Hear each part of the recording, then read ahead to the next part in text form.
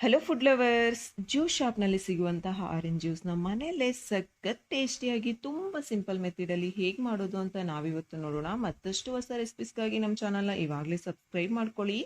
ನಾನು ನಿಮ್ಮ Lakshmi, welcome to Lakshmi recipes. ನೋಡಿ ವೀಕ್ಷಕರೇ, ನಾನಿಲ್ಲಿ 3 ಆರೆಂಜ್ನ ಈ ರೀತಿಯಾಗಿ ಸಿಪ್ಪೆ ತೆಗೆದು ತೊಗೊಂಡಿದ್ದೀನಿ.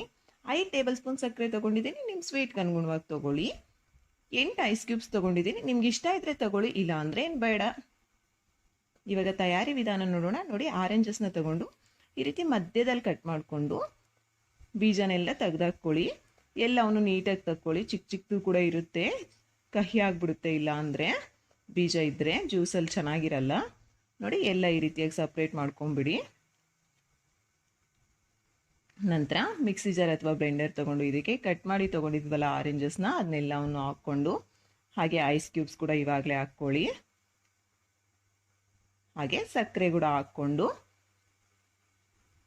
ನಂತರ ನಾನಿಲ್ಲಿ 1 ಕಪ್ ನೀರು ಹಾಕ್ಕೊಳ್ತಿದ್ದೀನಿ. ಎಲ್ಲವನ್ನು ಹಾಕ್ಕೊಂಡು ಬ್ಲೆಂಡರ್ನ ಕ್ಲೋಸ್ ಮಾಡಿ 1 ನಿಮಿಷ ಆನ್ ಆಫ್ ಮಾಡ್ತಾ ಬ್ಲೆಂಡ್ ಮಾಡಿಕೊಂಡು ನೋಡಿ, ಒಂದು ಬೌಲಿಗೆ ಈ ರೀತಿ ಸ್ಟ್ರೈನರ್ ಹಾಕ್ಕೊಂಡು ಸ್ವಲ್ಪನೇ ಜ್ಯೂಸ್ ಹಾಕ್ಕೊಂಡು ಈ ರೀತಿ ಸ್ಟ್ರೈನ್ ಮಾಡ್ಕೊಳ್ಳಿ. ನೋಡಿ, ಈ ರೀತಿ ಸ್ಪೂನ್ ಹತ್ರ ಅಂದ್ಕೊಂಡು ಚೆನ್ನಾಗಿ ಒತ್ಕೊಳ್ಳಿ. ಈ ರೀತಿ ಮಾಡೋದ್ರಿಂದ ಜ್ಯೂಸ್ ವೇಸ್ಟ್ ಆಗಲ್ಲ. ಇದೆಲ್ಲ ಪಕ್ಕಕ್ಕೆ ಹಾಕ್ಕೊಂಬಿಡಿ. ಎಲ್ಲದನ್ನು ಅದೇ ರೀತಿ ಮಾಡಿಕೊಂಡು ಸರ್ವ್ ಮಾಡ್ಕೊಳ್ಳೋದಷ್ಟೇ. ನಿಮಗೆ ತುಂಬ ಟೇಸ್ಟಿಯಾಗಿರುವಂತಹ ಆರೆಂಜ್ ಜ್ಯೂಸ್ ರೆಡಿ. ವಿಡಿಯೋ ಇಷ್ಟ ಆಗಿದ್ರೆ ಲೈಕ್ ಮಾಡಿ ವೀಕ್ಷಕರೇ. ಹಾಗೆ ನಿಮ್ಮ ಅನಿಸಿಕೆ ಅಭಿಪ್ರಾಯಗಳನ್ನ ಕಾಮೆಂಟ್ ಮುಖಾಂತರ ತಿಳಿಸಿ.